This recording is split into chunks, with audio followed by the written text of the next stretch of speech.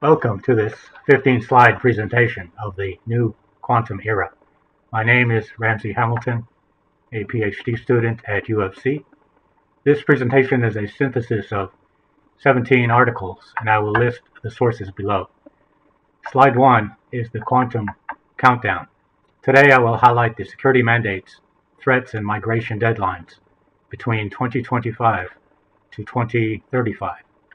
While this information is designed for cybersecurity leaders and policymakers, understanding this complex web of deadlines is crucial for anyone studying the future of technology and the inevitable shift from classical to quantum-safe cryptology. Let's dive in. Slide 2.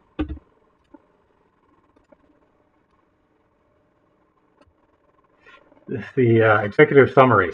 To summarize the big picture of the era of classical cryptography ending, the major threat is something called harvest now and decrypt later, where adversaries collect encrypted data today to decrypt once quantum computers mature between 2029 and 2035. In response, standards bodies have finalized new rules, meaning traditional encryption officially enters its deprecation phase by 2030, with a hard stop for federal agencies in 2035. Slide 3. Why does 2035 matter right now? Think about the shelf life of sensitive data, like financial or health records. Attackers are collecting this encrypted traffic today.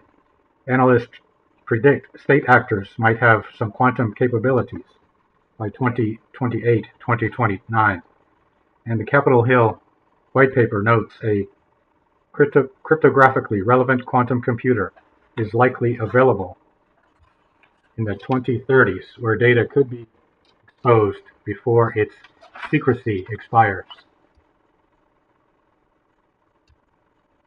Slide 4. The standards are ready. Fortunately, the defensive standards are ready.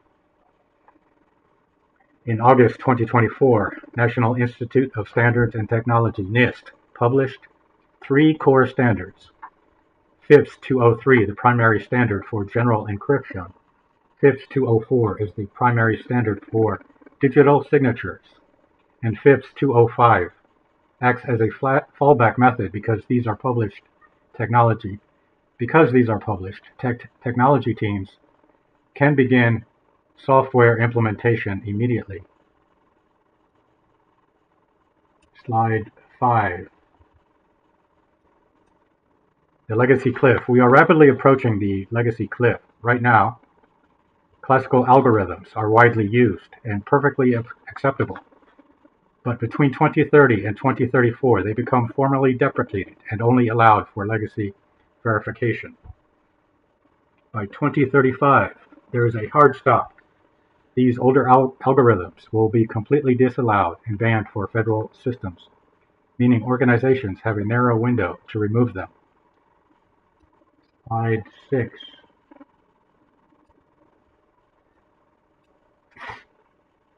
The aggressive track. If you work with national security systems, the timeline is even more aggressive. For these systems, the software transition begins in 2026. By January 1st, 2027, quantum-safe technology is mandatory for all new acquisitions procurement. The transition must be complete by 2030, and classical crypto will be completely turned off for software and firmware by 2033. Slide 7. Migration order. The U.S. government is undertaking a massive security overhaul with an estimated cost of $7.1 billion for civilian federal agencies alone. The initial mandate to plan for this was issued back in May 2022 with a final compliance goal of 2035. Right now, federal agencies are in a mandatory inventory phase and budgeting for this post-quantum cryptography PQC is now a requirement. Slide 8. The hardware race. So when will encryption actually break? The window is shrinking. While we have IBM 127 qubit systems present today, state actors might achieve scale by 2028. Scalable error correction is expected around 2033. Experts predict the Q-day window, the era where standard encryption is definitely broken by a quantum computer, to be between 2029 and 2035. Slide 9. A global shift. This isn't just a U.S. initiative. It's a synchronized global shift. The U.S., the European Union, and the G7 are aligning their efforts. For instance, the EU recently recommended widespread adoption for critical infrastructure. Global algorithms are harmonizing, meaning that multinational organizations are working toward the deadline of 2030. Slide 10. Securing the root of trust. Software is just one part of the puzzle. We also need to secure the hardware. Hardware refresh cycles take 5 to 7 years. By 2027, there will be a government procurement hard stop requiring validated hardware, because you cannot simply patch a computer chip. The hardware decisions organizations make today directly determine whether they will be compliant in 2030. Slide 11. The bit strength transition. There is also a strict transition happening regarding security strength. After a hard cutoff on January 1, 2031, systems must use a minimum 128-bit security. This creates a serious trap. If devices ship today with immutable hardware supporting only older standards of 112, they won't even be able to verify their own compliant software updates after 2030. Slide 12.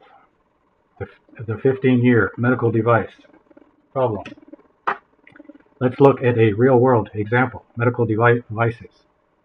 These devices often have an operational lifespan of 15 years.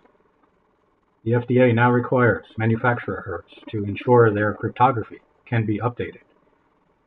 Because classical cryptography is deprecated in the 2030s, a medical device launched today without post-quantum capabilities will effectively be unsafe for 2/3 of its useful life. Slide 13. Why 2026 is the operational start line? If the deadline is 2030, why act now? Because there's an operational point of no return. If you take the 2030 deprecation deadline and subtract a 4-year migration duration, you land right here in the present. If an organization hasn't started mapping out their assets yet, they are already behind schedule. Slide 14. Your PQC readiness roadmap. Here is a structured 4-phase readiness roadmap to handle this transition. Happening now is assessment, and phase 2 from 2025 to 2027 involves assessing risks and running pilot programs. Phase 3 covers the heavy lifting of modernization and migration from 2027 to 2029. Finally, phase 4 in 2030 is all about validation and finalizing compliance. Slide 15. The time to act is now. In conclusion, the time to act is now. Organizations must inventory their assets, assess their data risks, budget for a multi-year migration, and demand roadmaps from their vendors immediately. As the CEO of PQ Shield notes, the transition has already started. The longer organizations delay, the higher the cost and the risk will be.